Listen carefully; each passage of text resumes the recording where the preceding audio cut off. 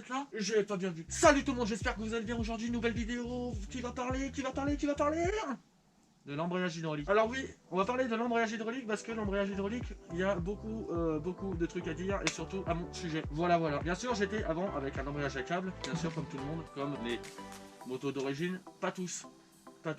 Donc du coup, j'ai décidé de mettre un embrayage hydraulique. Pour faire comment? Pour faire comme les grosses motos. Les grosses supermotes. Alors que moi, c'est une 164 soupapes. Donc voilà. Donc du coup, je voulais faire comme à peu près les supermotes KTM. Ou Isverna. Pour donner un côté esthétique. C'est pour ça que je l'ai pris. Mais du coup, ça a changé ma vie. Ouais, ça a bien changé ma vie.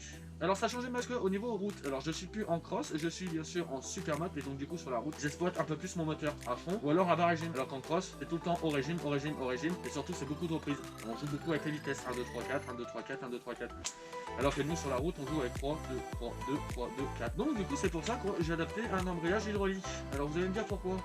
Déjà d'une, quand on penche ou alors qu'on roule avec un doigt, ça suffit. Et j'ai pas besoin de mettre un doigt en sécurité sur l'embrayage. Ce qui est cool déjà. Je peux bien attraper mon guidon et bien serrer bien mes jambes pour tourner ou pencher. Ça c'est un truc qui est vraiment super. La deuxième, c'est que vraiment au niveau confort, c'est vraiment le top du top. On appuie, ça embraye, c'est nickel. Pas besoin de faire d'effort ou appuyer avec la main complète. C'est vraiment très bien. Troisièmement, l'esthétique.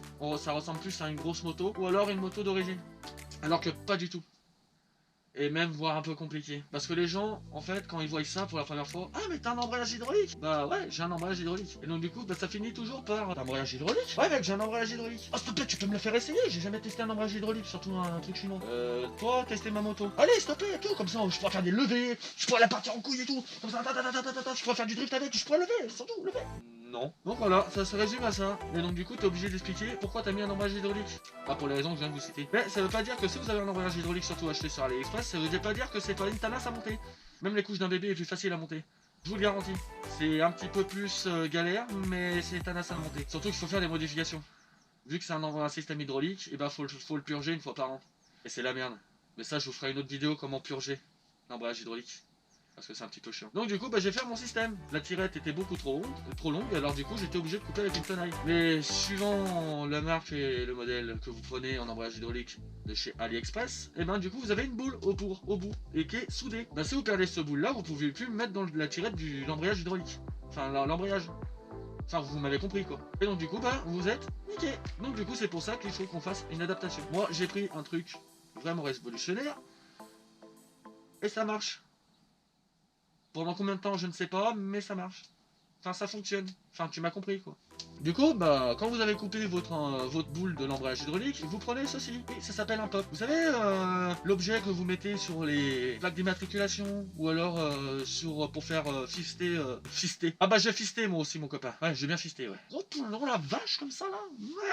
Fixer deux tôles ensemble, ou alors d'autres choses. Ça sert à ça, un pop, pour éviter de mettre une vis et sceller à vie.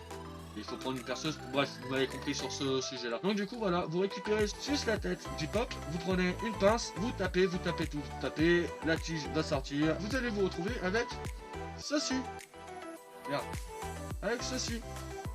La pointe, la tête du pop. Et vu que c'est le même diamètre, bon, ça c'est un petit, faut prendre les gros, d'accord? Et vous le mettez dans la tirette, d'accord? Si ça rentre un petit peu en force, vous tapotez, faites gaffe parce que c'est une barre qui se tord très vite. Pour la remettre droite, c'est un petit peu compliqué. Vous la mettez, vous prenez une pince et vous serrez. Mais vous serrez très fort. Limite à couper encore une fois ce putain de truc.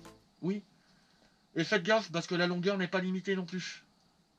Je suis vraiment en train de parler sérieusement, oui. Ça m'est déjà arrivé 2 fois.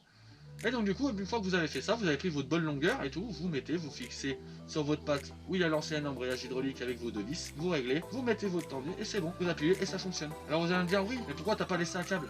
Pour les raisons que je viens de vous citer encore une fois, et je vais pas revenir dessus. C'est vraiment des gens qui me cassent les couilles avec ça. Et du coup c'est un petit peu pénant. Donc le système marche très bien, et surtout sur la route. Après sur les crosses j'ai pas testé, mais cet été, vu que je vais remettre un petit peu mes recross et que je vais faire un peu d'enduro, je vous dirai sur terrain privé. Bien sûr, bien évidemment. Ne faites pas ça sur la route. Faites ce que je vous dis, mais pas ce que je fais. Et donc du coup, voilà. Vous avez une bécane pour pas cher, qui ressemble à une grosse moto, et surtout avec un embrayage hydraulique. C'est beau ça? Ah oui, c'est très beau. Voilà, fin de la conclusion. J'ai un peu parlé de mon embrayage hydraulique. Bien sûr, faites attention, parce que c'est un peu compliqué. On peut avoir des fuites. Enfin, c'est du AliExpress en même temps, je vais vous dire. C'est connu. Eh oui. N'hésitez pas à partager cette vidéo, d'activer la cloche et la notification pour suivre les aventures de El Diablo, parce qu'il y a beaucoup de trucs à faire et on va en faire des trucs avec. Bien sûr, n'hésitez pas à vous abonner, de marquer en commentaire ce que vous avez pensé de cette vidéo, si vous avez des questions bien évidemment sur cette moto là ou d'autres. Bien sûr, je ferai une vidéo avec préparation petit budget, petite prépa et moyen budget, grosse prépa. Donc voilà, donc si vous avez aimé cette vidéo, commentez, likez, partagez et explosez-moi le compteur des pouces bleus, ça sera fait plaisir. Et sur ce, moi je vous dis, cramez du pneu.